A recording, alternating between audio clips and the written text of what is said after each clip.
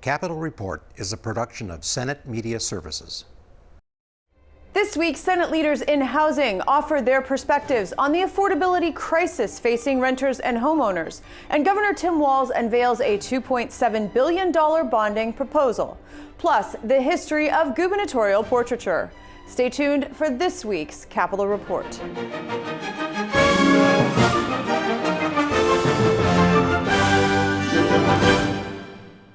Welcome to this week's program. I'm Shannon Loehrke. A lack of affordable housing, the effects of the ongoing pandemic, rent stabilization initiatives in Minneapolis and St. Paul, inflation, and supply chain issues are just some of the challenges facing Minnesota renters and homeowners. Joining me in the studio is Senator Kari Dziedzic, lead DFL member of the Senate Housing Committee. Thank you so much for joining me. Thank you for inviting me. The last time we spoke, it was about the end of the pandemic eviction moratorium and the ensuing off-ramp that was put in place to help renters who'd gotten behind on their rent. In your view, how has that off-ramp worked? I think we don't have the answers yet. I think part of it has worked. I think it has worked for the court system. It allowed them to adjust their scheduling, having those phases. I think it has some. We had a 15-day notice in there, and I think that has kept some tenants and landlords out of court.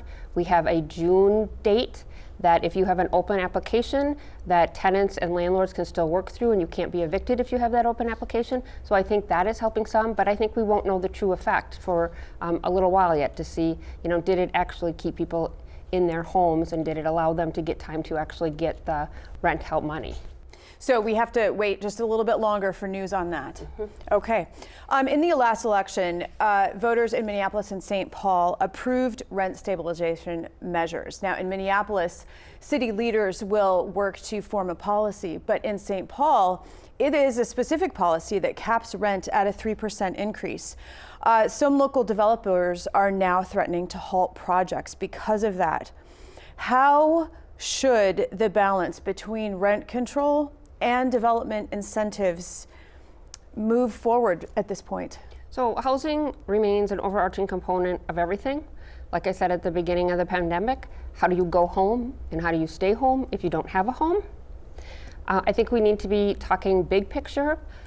How do you talk crime and crime control if you're not talking stable, affordable housing in all neighborhoods?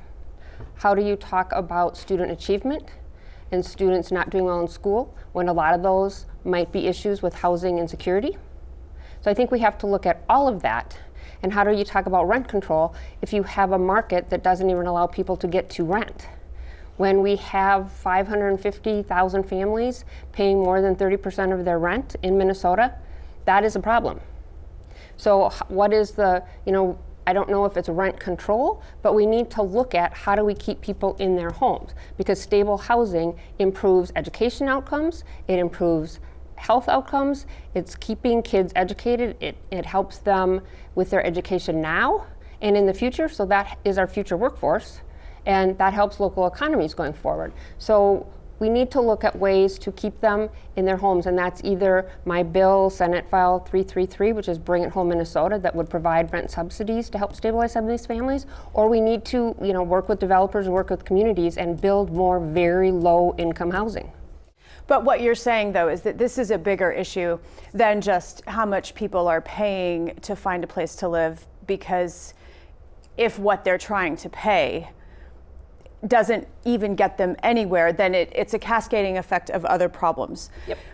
Is there a role for a bonding bill in this solution?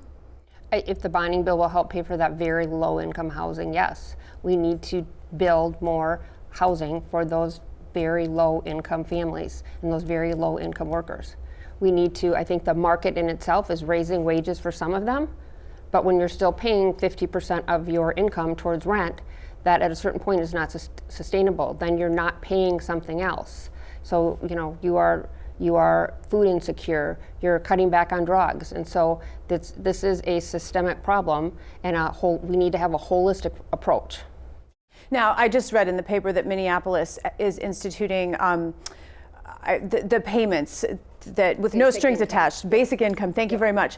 Is that a possible way forward? It's something we should look at. There was just a random study that just happened so there was a study going on, and it was, I think, somewhere down south, and then it involved a Native American tribe that got some probably gambling money. So they got, as part of an agreement, they got some money, and each family ended up getting about $500 more a month.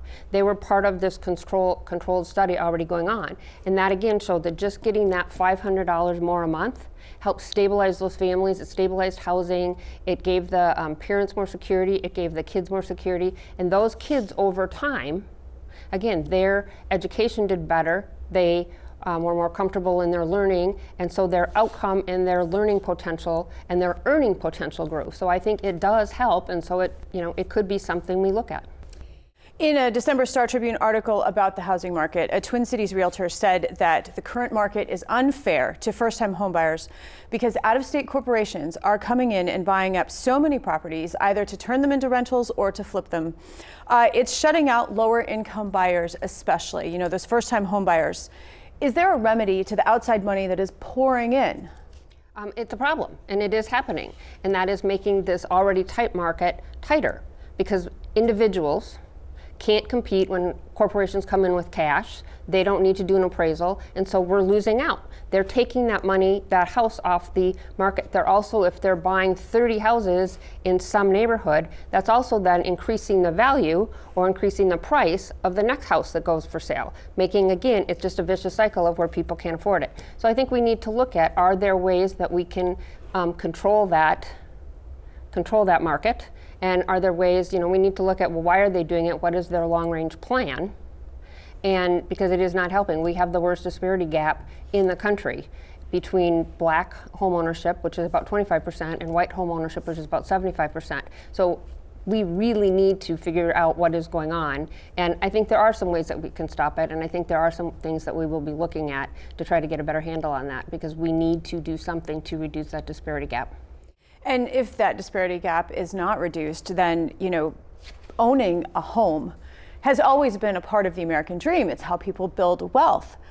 Are we potentially in danger of losing that aspect of the American dream? I think we are. I think we are potentially losing the dream and the hope of the dream. I mean, how do people, you pass on that generational wealth, and if you don't have that home to build that wealth, you can't pass it on. And so I think we do need to figure out, again, a way to get more people into home ownership. It might not be for everybody. Not everybody wants to own a home, but I think we need to have that option. And right now, families and people do not have the option when I think the beginning home price in the metro area is at least $350,000. Now, you mentioned one bill that you have authored to, whittle away at this enormous problem. Are there other ideas, initiatives being put forward by the DFL caucus in particular? I know the legislature is looking at a nearly $8 billion surplus. So what might be coming down the pike to attack this problem, not just in the metro, but across the entire state of Minnesota? Yes, the housing crisis is not just in the metro area, it is across the state. There might be different solutions in different parts of the state depending on the needs. The city of Austin has done some very creative work to try to get developers in there to help stabilize and redevelop some of their NOAA, natural occurring affordable housing, and they're having a hard time doing that. They're saying, hey, we will work with you, come visit us, and they're having a hard time. And so the solution that they have might be different than the solution in my neighborhood, where we have a lot of developers that are continually looking to put in places. We spend about 1% of our budget on housing, and so I think there is a big opportunity, from the bonding bill to cash grants to putting more money into like the Challenge Fund, which helps, housing developers, nonprofit housing developers can apply to, and cities can apply to. Senator Kari Dziedzic, thank you so much. Thank you.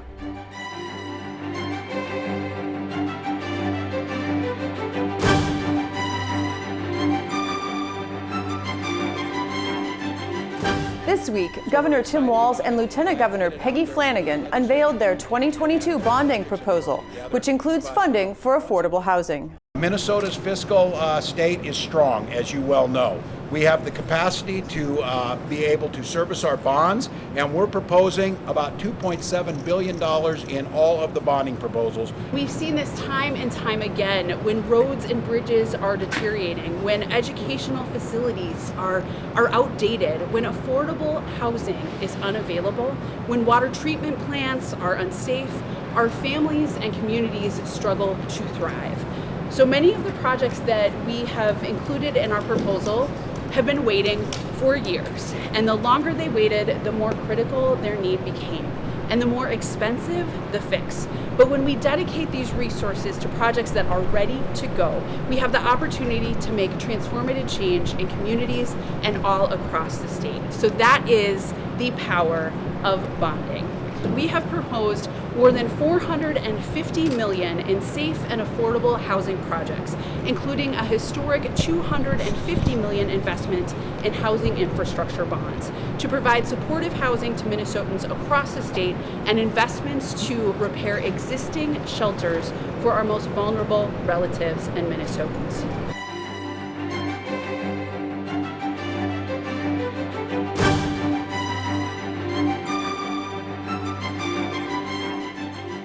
Senator Rich Draheim is the chair of the Senate Housing Committee, and I spoke with him for his perspective on the challenges impacting access to affordable housing. Let's begin with rent control, which was passed by the voters in Minneapolis and St. Paul in the last election. In Minneapolis, city leaders will develop a plan to stabilize rents. However, in St. Paul, the voters there approved a measure that caps rental increases at 3%, which some news outlets are calling the strictest in the nation. It's also prompted some St. Paul developers to halt projects.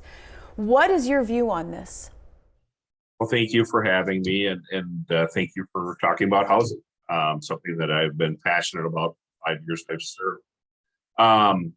As far as rent control, I did carry a bill trying to close the loophole. Right now, we have a loophole in the state of Minnesota that allows cities to petition more or less, or put it on the ballot to vote for rent control. That's the only way you can do rent control in Minnesota. Rent control is probably the most studied aspect of housing, not only in our country, but in the world. And most economists feel that it is the worst thing you can do for housing supply issues, for housing in general. It is a Band-Aid approach to a bigger problem. And it is a problem that we've been trying to fix for 5 years. And unfortunately, we've been blocked by two governors on trying to move forward with some solutions on the housing crisis that we are facing here in Minnesota. Well, and I guess with rent control, then, it potentially does stymie development, and part of the problem is that there is a lack of housing. Is that right? Correct. So what normally happens in an environment where you impose rent control, you have less development, less new housing units. Call them, or apartments in this case. So, and that's exactly what we've seen in the short time that this has passed in Minneapolis and St. Paul.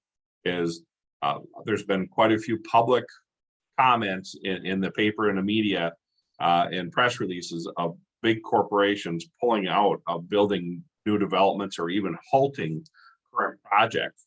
And that's exactly what one would expect with this type of legislation in Minneapolis and St. Paul. And that's what's happening. And that will reduce the number of apartment units, which will artificially keep everything else really high. And it really won't go to the underlying problem is we don't have enough housing.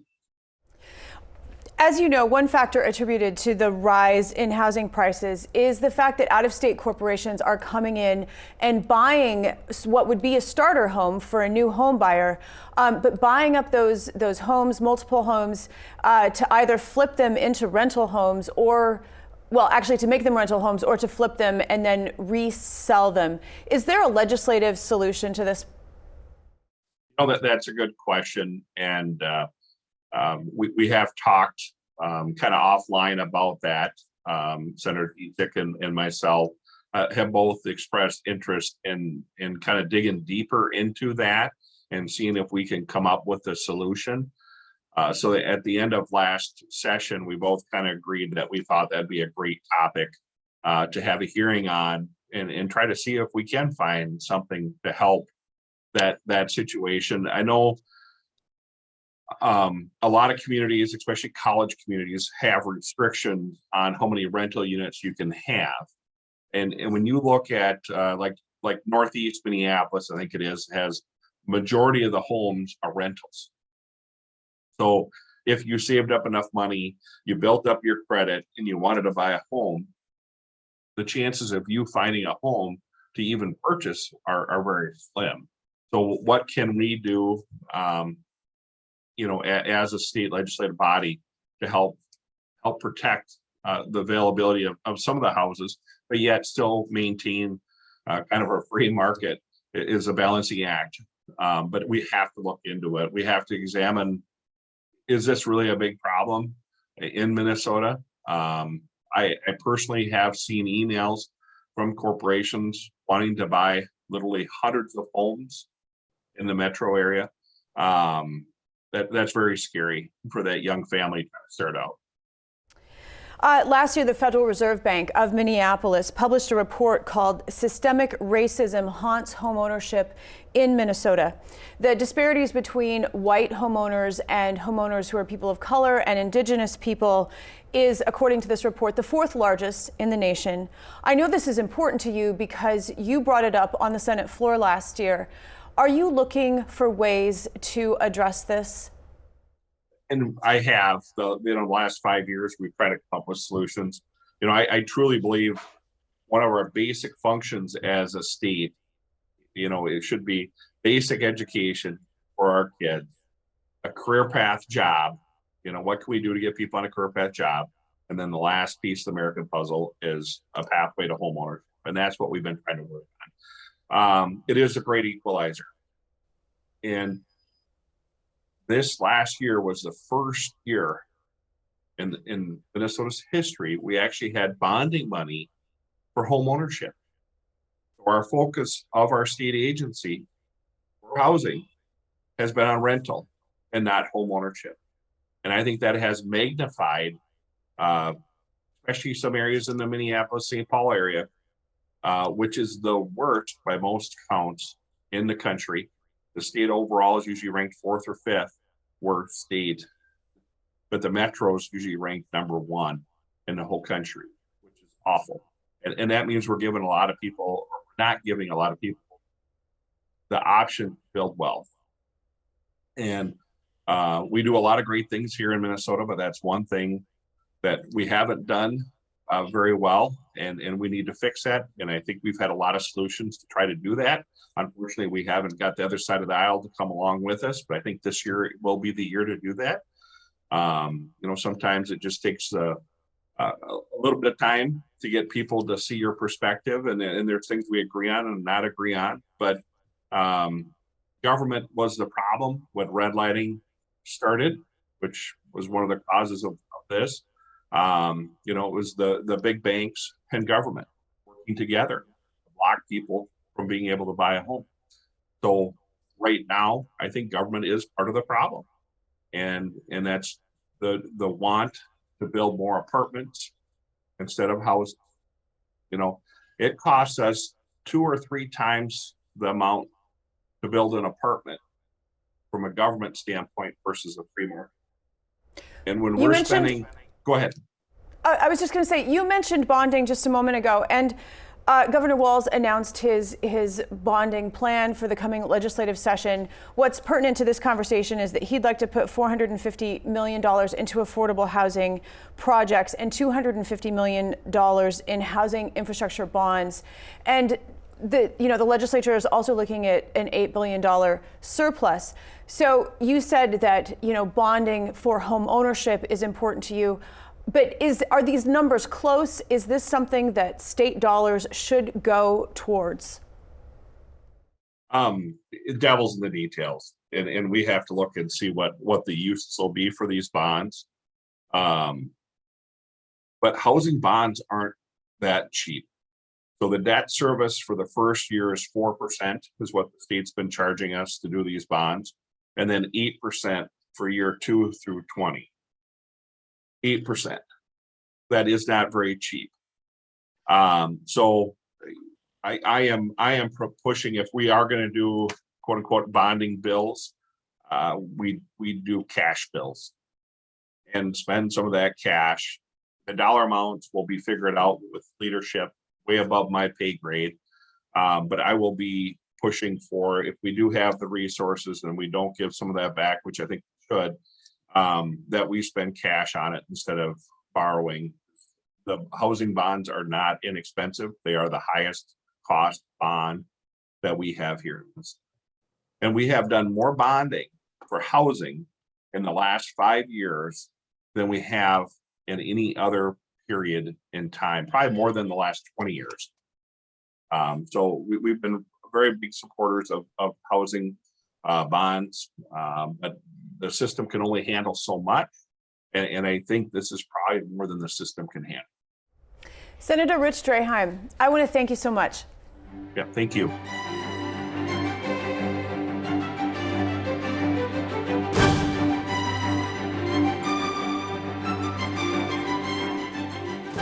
The Minnesota State Capitol is the seat of state government, housed in an historic and beautiful building. It is also a history of portraiture, housing the collection of gubernatorial portraits spanning more than 150 years. The official state portrait of Mark Dayton, the 40th governor of Minnesota, was recently unveiled in a ceremony held in the Rotunda. It hangs in the west wing of the Capitol on the ground floor in a corridor with Governor Tim Lt, Governor Jesse Ventura, and around the corner, Governor Arne Carlson. These are all portraits, though, paintings, not photographs. Why is that? Well, the importance of oil on canvas is the permanence, because if you had a photograph, that's going to fade over time. And so the goal of the Minnesota Historical Society and the Capital Area Architectural Planning Board is to have a piece of art that's going to be there for decades and generations to come. So you want something that's a traditional oil painting on a canvas. These paintings differ remarkably over the years. Alexander Ramsey, Henry Sibley, those are small paintings. Some, like Governor Arne Carlson, are quite large. What explains the differences in the size and how these paintings are the decisions that are made? Yeah, that's a really interesting story to tell about the portraits, because what you are looking at is you're looking at portraits from the 1850s all the way up to the present day. And so you get a really good story about art history and how portraits were done. So you have very traditional, very formal paintings from the 1850s to the 1890s, early 1900s, the traditional governor with the hand in the coat, you know, that type of thing. And then you start in the 1930s having a little bit more personalization of the governor. So Floyd B. Olson was the first kind of a little bit more less formal painting. He's portrayed standing in front of the Capitol. The Capitol's behind him, and he's holding a microphone for the radio. And he was one of the first governors to really use that technology to have these statewide conversations over the radio. So that was kind of a nice little kind of a part of his administration as a governor, and a part of his personality, very charismatic, very outgoing. I noticed in Governor Arne Carlson's portrait there are 2 butterflies, a blue and a yellow bird. Also in Governor Jesse Ventura's, there's Rodin's The Thinker, and there's a train in the background. What do these symbols indicate? Well, it really typifies some of their achievements as a governor. The process for the last several decades is the governor, when they finish their term of office, gets to select their portrait artist and also what they want to be portrayed as, or how they want to be remembered in that portrait. So they work with the artist to work out some of those details. And so once again, if you look at some of the more recent portraits from in the last 30, 40 years, you do have characteristics or things that identify that person's interest. So we can go back to Lt, has horses in the background. Well, he's an avid horse rider and has been his whole entire life. So those are his horses that are being portrayed in that painting. And you have Arne Carlson as the butterflies. One is a butterfly you'd find in Sweden. One is a butterfly you find in Minnesota, because he has Swedish roots. He's of Swedish-American descent. So it makes the things very personalized for these governors to have those stories told in the portraits. As you view all these governors' portraits, some are seated at or near a desk, some have books or flags. Governor Tim Walz and Governor Mark Dayton, as is Governor Floyd Bjelsen, outside. How are the settings chosen? Well, that's kind of a conversation between the artist and the governor. So they can pick and choose what they want as their setting. And for instance, with Plenty, it typifies this was the center of government. This is where he worked. This is where all of his achievements were made, was in that capital. With Governor Dayton, it's really acknowledging the importance of the state capitol, but he was also the leading official that led the preservation, restoration, repair of the capitol. So that's a part of his legacy. That's something that you want to be remembered. Not only did you serve here, but it's a place that you help preserve for future generations. One portrait is distinctly different from the others, and that's the one of Governor Rudy Perpich, because it includes his wife Lola. What's the story behind that? Well, the tradition for any governor portrait is to have just the governor as the person in that portrait. Governor Perpich had served non-consecutive terms, so he did have his first official portrait on display here, but because he had served a second term, he wanted to have that first portrait and a new portrait on display in the Capitol. And the Capitol Area Architectural Planning Board said, well, you can only have one representation. And he wanted to have his painting with his wife, Lola. And so that brought up this whole controversy about it should be just the governor. And so he was asked not to have her in that painting. And so he had a campaign, basically put billboards on University Avenue, saying that they're not letting me and my wife in the building. So, it just became kind of a sticky issue for several years. And then after he passed away, the family and other supporters got money to do a portrait with Lola in that painting. So you'll see Lola and Rudy in the same painting today. Each one of these portraits has a plaque next to it explaining the accomplishments of that governor's administration. Who writes those?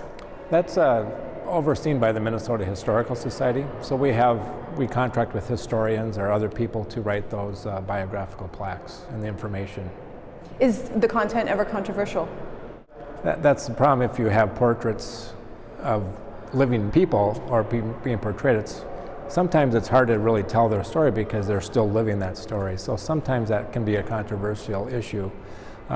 With the older governors, you have a little bit of time to really see what the permanence of that legislation they might have been supporting, the effect that has. So you have a better idea of the impact that governor did have 100 years ago. In a sense, these portraits tell the history of the state through time. What do visitors, do they comment ever about these portraits? There's a lot of people who will, as they're walking through the building, are curious. They want to see who these people are. They know some, they recognize some from their lifetime, and so they're interested in reading about them and seeing them portrayed here. And people usually comment, it's nice to see these portraits here because it does reflect that history of Minnesota and the different people that has served as that executive officer.